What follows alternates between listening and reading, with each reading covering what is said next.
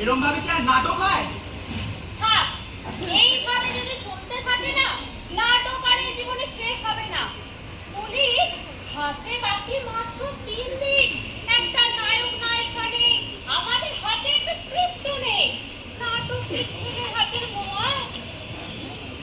আমরা বলছি আমাদের জ্বালায়, আর ওই ফাজিল নাচের মেয়েগুলো আবার ঢং করে বলছে নাটকে নাকি অ্যাক্ট্রেস পাওয়া যাচ্ছে না। তবে কি আমরা নাটক করবো না? করবো না আমরা নাটক? এই, এ তো আচ্ছা শিষ্টাচারে মেয়ে দেখছি। এতে তো শোনার কি হলো তোর?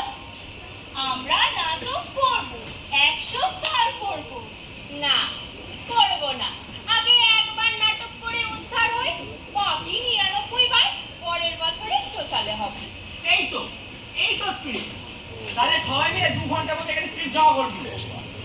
আজ যে লিখে আনবে না তার মাথায় আমি নিজে বেলুন চাকির বাড়ি ভাঙবো। স্যার বলেছিলেন